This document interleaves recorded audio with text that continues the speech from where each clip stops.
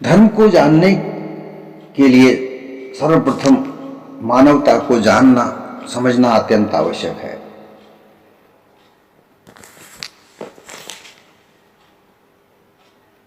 विश्व भर में अनेक धर्म हैं और प्रत्येक धर्म के धर्म संचालक भी हैं।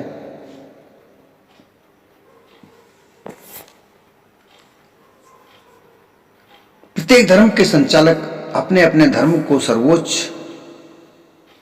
साबित करने के लिए अपने अपने धर्मों में कुरीतियां, दिखावा, ढकोसले समेटे हुए हैं। इन कुरीतियों से, ढकोसलों से, दिखावों से, छल कपट से एक दूसरे को, धर्म को प्रताड़ित करना, नीचा दिखाना, अपने धर्म को सर्वोच्च बताना, ये जो राग द्वेषता है, इसमें मानवता का हनन होता है। सदगुरु कबीर प्रत्येक धर्म से कुरीतियां, ढकोसले, दिखावे, छल ये निकालना चाहते थे। उन्होंने हमेशा मानवता का पक्ष लिया और इसके लिए जो उन्होंने ज्ञान का प्रसार किया उसे पारक ज्ञान कहा जाता है। जो उनके द्वारा रचित ग्रंथ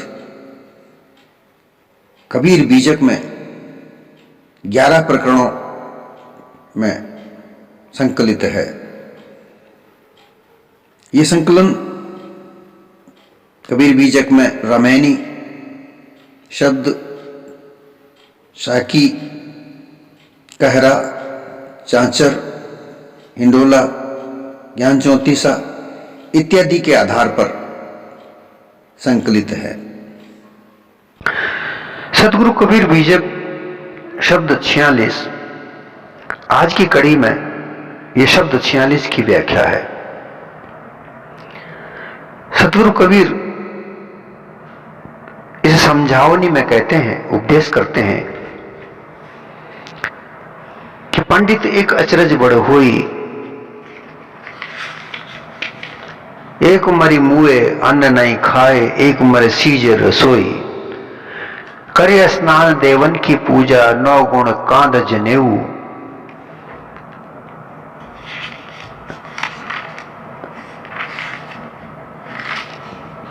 हांडिया हाड़ हाड़ थरिया मुख, अब सट कर्म बनेऊ, धर्म करे जहां जीव बधत हुए, अकर्म करे मोरे भाई, जो तोहरा को ब्राह्मण कहिए तो काको कहिए कसाई, कहे कबीर सुनो है संतो, धर्म भूल दुनियाई, अपरंपार पार पुरुषोत्तम, या गति बिरलई पाई। इस शब्द के द्वारा सदगुरु ये समझाना चाहते हैं कि बड़ा एक अचरज इस संसार में है जिसे कोई समझ नहीं सकता, जिसमें कोई समझने की कोशिश भी नहीं कर रहा है, और ये दुनिया बड़ी मदमस्त हो रही है, उस आश्चर्य को नहीं पहचान पा रही है और उस अचरज में अपने आप को बड़ा धन्य समझकर ऐसे ही लोग जी रहे हैं। एक मरे मुए अन्न नहीं खाए, एक मरे सीजे रसोई। इस भक्ति के द्वारा सदगुरु कबीर एक तो ये बात कहना चाहते हैं कि अगर किसी के परिवार में मौत हो जाती है, किसी का पिता, माता, स्त्री, पुत्र इत्यादि निकट संबंधी मृत्यु को प्राप्त हो जाता है, मर जाता है, तो उसके शोक संताप में हाहाकार मच जाता है, कुआराम मच जाता है। उसके मर जाने से लोग व्याकुल हो जाते हैं, तलमलाते हैं।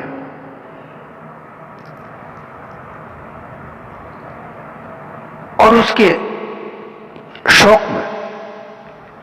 नहाते धोते दान पुण्य करते हैं, घर को खाना नहीं खाते हैं। 11 दिन तक उस घर को अशुद्ध माना जाता है।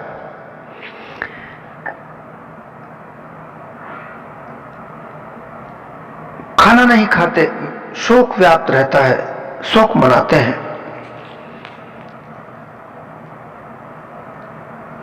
परंतु दूसरी ओर किसी एक को मर जाने पर रसोई सींचती है, अर्थात अपने परिवारजन कोई मृत्यु को प्राप्त होता है तो हम खाना नहीं खाते, कोहराम मचाते हैं। दूसरी ओर किसी निरीह प्राणी, बकरा, भेड़ा, पाड़ा इत्यादि का, मुर्गा इत्यादि की बलि देकर हम लोग बड़े खुश होते हैं और बकरे इत्यादि का मांस पकाकर हम घर में रसोई पकाते हैं और हमारे इष्ट मित्रों को सभी को बुलाकर उसका भोजन करवाते हैं, बड़ा खुशी मनाते हैं। इसमें एक तो ये बात होती है, दूसरी बात यह होती है कि सभी लोग दूसरे के धन को खर्च करने में बड़ा आनंद मचाते हैं। किसी भी कार्य में किसी दूसरे का धन खर्च करवाने में बड़ा आनंद होता है, बड़ा हर्ष के साथ बड़ा चढ़ाकर धन को खर्च किया जाता है। जैसे सरकारी खर्च या किसी रिश्तेदार या अपने इष्ट मित्र के यहाँ कोई सामाजिक भोज इत्यादि में खूब बड़ा चढ़ाकर खर्च करवाया जाता है और अपने आप को बड़े प्रसन्न होते हैं कि हमने खूब सारा धन खर्च करवा रहे हैं। दूसरी ओर अगर अपने जेब से कोई धन खर्च होता है तो हमको तो दुख होता है, इतना दुख होता है कि हम उस धन खर्च होने के संताप में भोजन तक नहीं करते। सद्गुरु कबीर इस शब्द के द्वारा यही समझाना चाहते हैं कि जैसा तुम दूसरे के धन को खर्च करने में या दूसरे निरीह पशु की पुत्र, किसी बकरी के पुत्र बकरे को, किसी भैंस के पुत्र भैंसे को इत्यादि की बलि चढ़ाकर उसके मांस को खाने में आनंदित होते हो, अपने धन खर्च करने में क्यों नहीं आनंद होते? यह आनंद तुम जब क्यों नहीं उठाते? जब तुम्हारे घर का धन खर्च करते हो तब तो तुम बड़ी कंजूसी करते हो।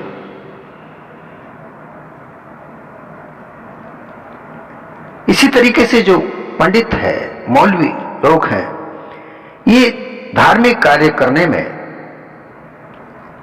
अपने यजमान का पैसा खूब सारा खर्च करवाते हैं।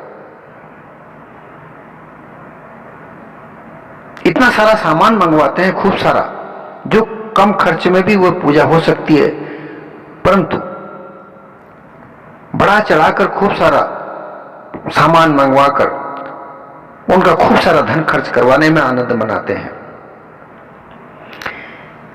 लेकिन कभी किसी पांडे या पंडित के घर में ऐसा कोई प्रोग्राम होता है, ऐसा कोई कार्यक्रम होता है, वो उनके घर से पैसा कोई खर्च करते हैं? नहीं करते। यही बात सतगुरु समझाते हैं कि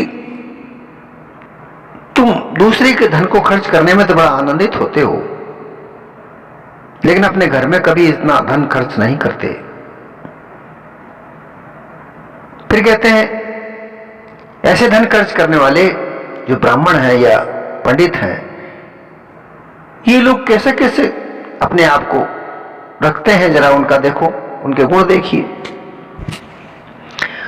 उनके गुणों में सद्गुरु कबीर कहते हैं कि ये केवल दिखावा करते हैं,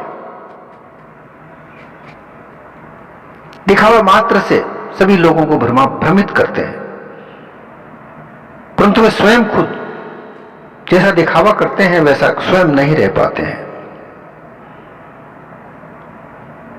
इसके लिए सद्गुरु कबीर उनकी रहनी और करनी का पर्दाफाश करके बोलते हैं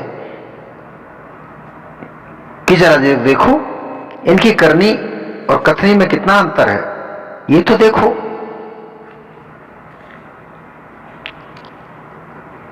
दूसरी पंक्ति में कहते हैं, कर स्नान देवन की पूजा 9 गुण कांध जिनेऊ। जो पंडित लोग हैं, जो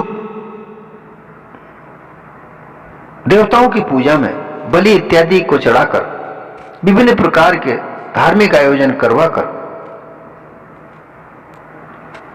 अपने यजमानों का खूब खुले हाथ से धन खर्च करवा देते हैं, वो धन खर्च कहीं नहीं होता, वो इनके ही काम आता है। ये लोग नित्य प्रति सवेरे उठकर पूरा स्नान करते हैं, शुद्ध वस्त्र पीतांबर पहनकर पंचायतन देवता विष्णु शिव शक्ति सूर्य गणेश इत्यादि की जड़ मूर्ति बनाकर स्थापना करके उन्हीं देवी देवताओं की विधि पूर्वक षोडोपचार पूजा इत्यादि करवाते हैं। और इस पूजा में अपने यजमान का खूब हाथ खोलकर पैसा खर्च करवाते हैं, जिससे कुछ होता जाता नहीं है। इस पूजा से किसी प्रकार का लाभ नहीं होता, केवल एक दिखावा मात्र होता है।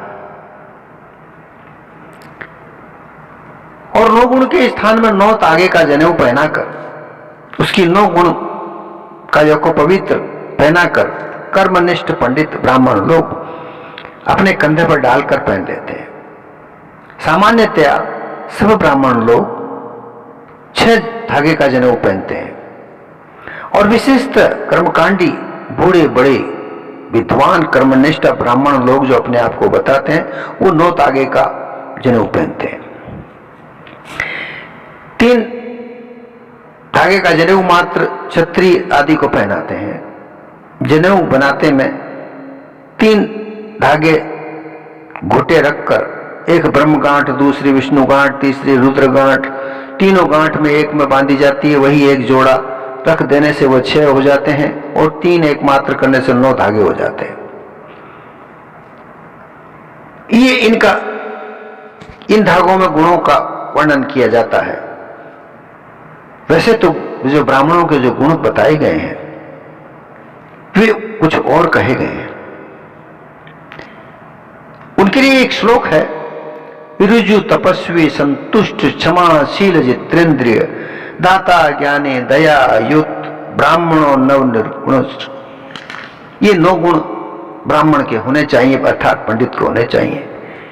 ऋजु अर्थात सीधा साधा, सीधा सच्चा सरल स्वभाव का, तपस्वी अर्थात संतोष क्षमायुक्त, शीलवान जितेंद्रिय, दाता ब्रह्मज्ञानी और दयालु, ये ब्राह्मण के 9 गुण कहे गए हैं।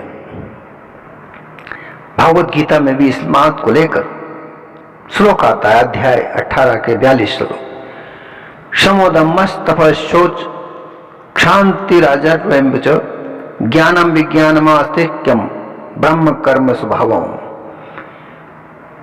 उनमें अंतःकरण का निग्रह, इंद्रियों का दमन, बाहर भीतर की शुद्धि, धर्म के लिए कष्ट सहन करना और क्षमा भाव एवं मन इंद्रियों और शरीर की सरलता, आस्तिक बुद्धि, शास्त्र विषय ज्ञान और परमात्मा तत्व का अनुभव भी ये 9 गुण ब्राह्मणों में होने चाहिए।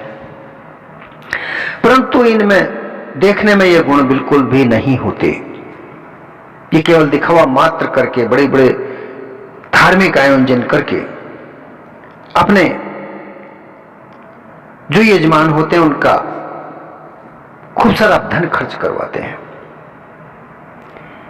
अभी तो वैसे 9 सद्गुण धारण करने वाले योग्य कोई संसारिक पंडित नहीं दिखते, परंतु उसके विपरीत असत्य, विषय विलासी, असंतुष्ट, क्रोधी, अशील, इंद्रियों के वशवर्ती, भिक्षुक, अज्ञानी, निर्दयी, हिंसक, ऐसे 9 अवगुण वाले तो ब्राह्मण या पंडित देखे जाते हैं।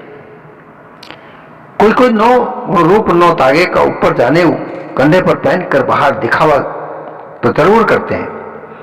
बस इतने ही मात्र से करने से अपने को बड़ा मानकर बड़ा विद्वान बनाते हैं।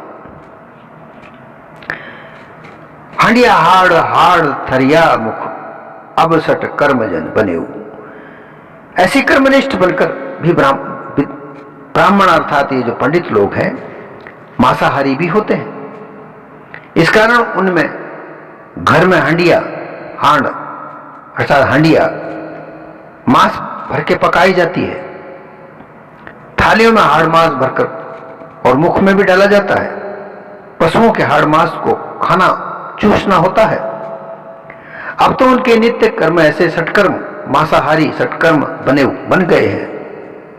यजन याजन की जगह हाड़ मांस लाना, हांडी में उसको पकाना, ये कर्म हो जाते हैं। अध्ययन अध्यापन की जगह हुंडी में पके हुए हाड़ मांस को निकालना और थाली में डालना, ये 4 कर्म हुए। दान प्रतिग्रह की जगह थाली में रखे हुए हाड़ मांस को हाथ में उठाना एवं 6 मुख में उसी को डालकर हाड़ चूस चूस कर स्वाद लेकर खाना, बस यही इनका दिखावा हो गया है। अब तो इनके वैसे अच्छे या बुरे कर्म बने हुए हैं। ये पंडित लोग घर में अब तो खूब मांस बनाने वाले हो गए हैं। पहले सटकर्मी ब्राह्मण या पंडित अच्छे कहलाते थे। अब ये वही ऐसे स्वान, सियार, चीता, बाघ आदि हिंसक पशुवत मनमाने अकर्म आचरण कर रहे हैं। अतः इस प्रकार के कर्माध्यास से देह छूटने पर पुनः वैसे ही हिंसक पशु आदि की योनियों में जाकर अनेक प्रकार से कर्मदंड भोगते हैं। धर्म करे जान जीव बदत हुए अकर्म करे मोरे भाई। दयादि पालन करके जहां शुद्ध पवित्र धर्म पुण्य शुच कर्म कराना चाहिए था, किंतु वैसा न करके ये पंडित बने हुए लोग धर्म के नाम से और अधर्म ही कराते हैं। क्योंकि संसारी उनके यजमान लोग जहां पर कुछ भी धर्म कर्म करेंगे वहां इन ब्राह्मण पुरोहितों को अवश्य बुलाएंगे, बल्कि इन्हीं के निर्देश अनुसार सब कार्य करेंगे।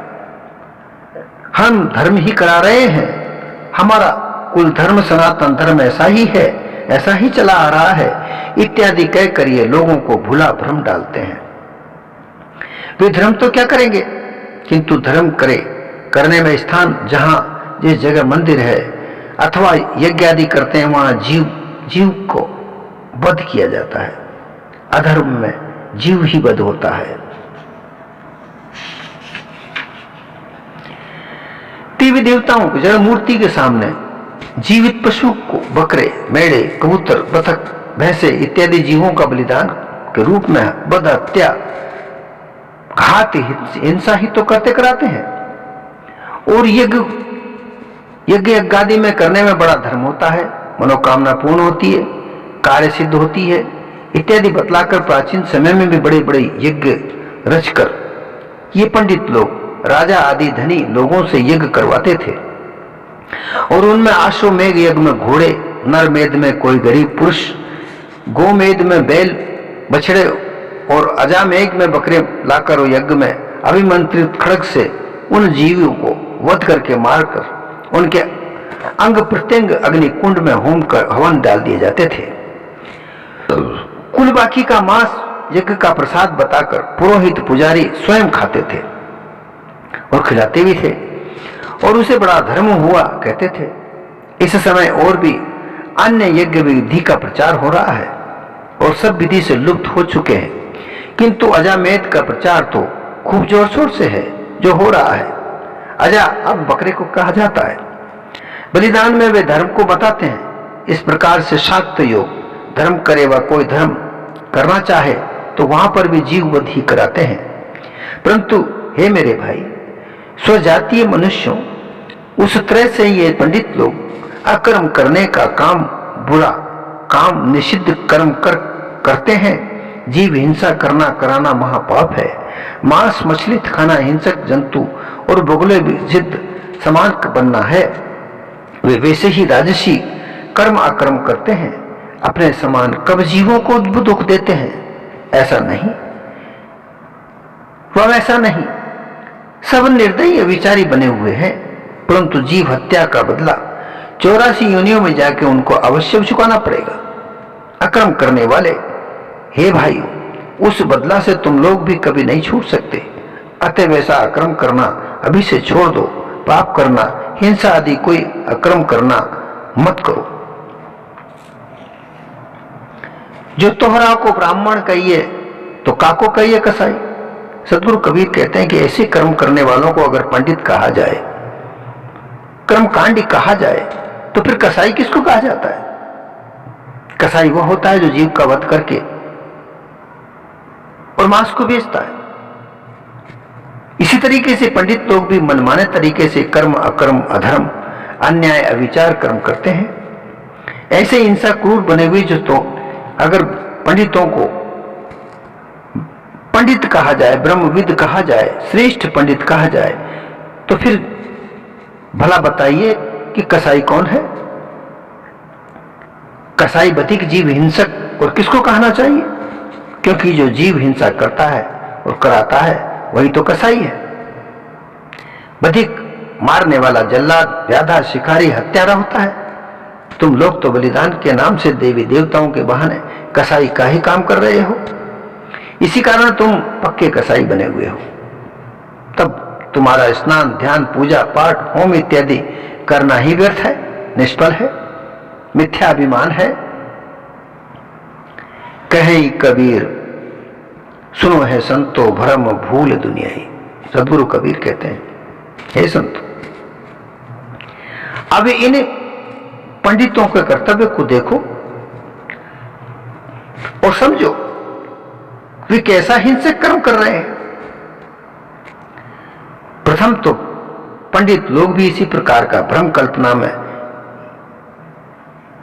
ये योग आदि में जीव वध करते कराते हुए जीवन बिताकर एक ना एक दिन मरकर वासनावश 84 योनियों में चले जाएंगे।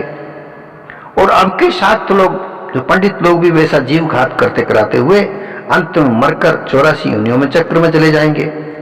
परंतु इन भ्रमिक जीव हिंसक पंडिताति गुरुआ लोगों के पीछे लगकर भ्रम धोखे में पड़ी हुई सारी दुनिया, संसार के सब लोग व्यर्थ ही भ्रम में भूले पड़े हैं। इसलिए सदगुरु कबीर कहते हैं कि इनसे निकलकर इस तरीके के अक्रमों को त्याग कर मानव जीवन में आओ, मानव धर्म का पालन करो, जहां दया का प्रसार है, जीव हत्या माना जाता है, और अच्छे कर्म करो, मानवता के कर्म करो। ये भ्रमित लोगों का संग छोड़ दो। अपरंपार पार पुरुषोत्तम या गति बिरला पाई।